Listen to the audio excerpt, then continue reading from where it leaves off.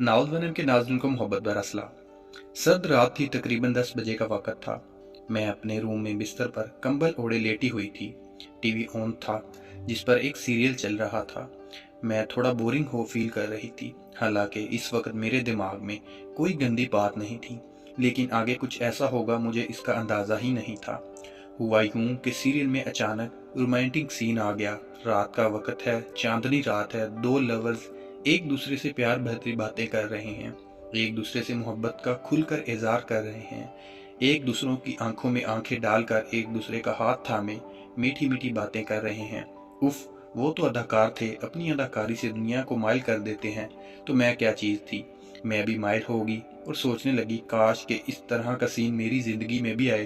काश कि मैं भी अपने लवर के साथ इस चांदनी रात में आंखें डालकर, इसका हाथ थामकर इससे प्यार भरी बातें करूं, अपने दिल का हाल सुनाऊं, इसे जी भर के प्यार करूं, इस पर अपना सब कुछ लुटा दूं।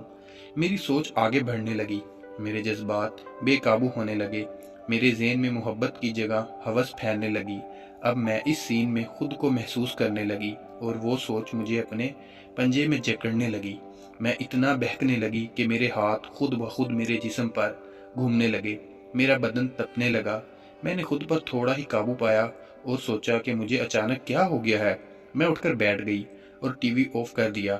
1-2 मिनट तक बैठी रही, फिर कंबल ओढ़कर सोने की कोशिश करी, लेकिन वो मेरे सोच ज़हन से निकलने का नाम ही नहीं ले रही थी। अब तो टीवी भी ऑफ था और ठंड की वजह से खिड़की और दरवाजे भी लॉक थे, तो कमरे में एकदम सन्नाटा छा गया।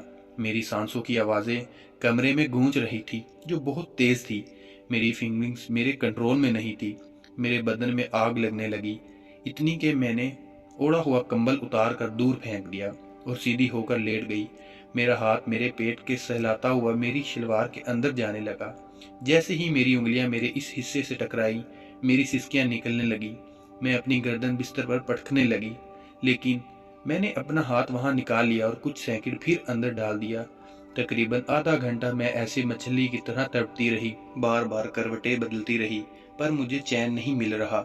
मेरी आग सुलगती जा रही थी। फिर मैं सीधी लेट गई और अपने दोनों हाथ अपने बालों में जकड़कर लंबी लंबी सांसें लेने लगी, अपने पैर आपस में रगड़ने लगी और बेड की चादर को मुट्ठी में भर कर निचोड़ने लगी।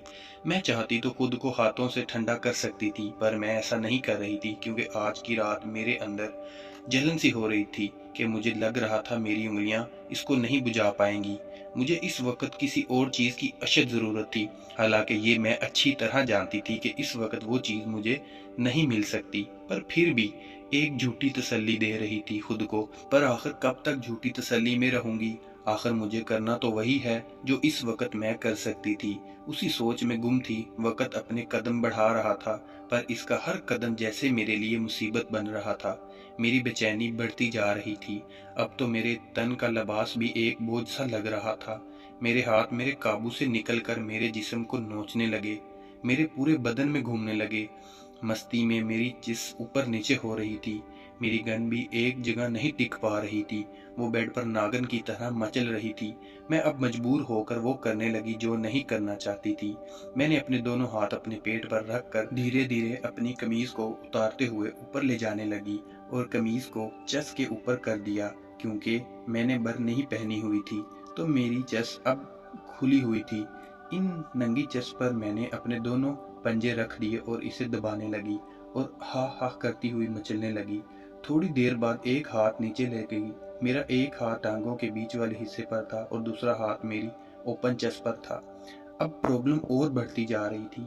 मेरा जिस्म शोले की तरह सुलगता जा रहा था। मेरे होंठ बार बार खुश्क होते जा रहे थे, जिनको मैं बार बार चूम रही थी। मैं उठ के बैठ गई। मेरी कमीज, जो अभी तक मेरी चेस्ट के ऊपर मेरी गर्दन में अटकी हुई थी, इसे उतार कर फेंक दिया और दोनों हाथ अपनी बैक पर रखकर अपनी पैंट को उतारते हुए नीचे ले जाने लगी और शर्ट को भी उतार के फेंक दिया और पूरी ओपन होकर टांगे फैलाकर फिर से सीधी लेट गई। कुछ पल अपनी चेस्ट को दबाने के बाद दोनों हाथ अपनी लेग्स के बीच ले गई और दोनों हाथ से पिच करने लगी। पर उलझन थी कि बजाय कम होने के बढ़ती जा रही थी।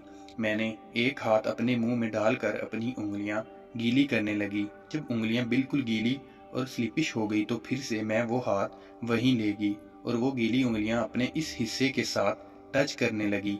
मज़ा तो अब आ रहा था, ऐसा मज़ा जिसके लिए मैं कब से इंतज़ार कर रही थी।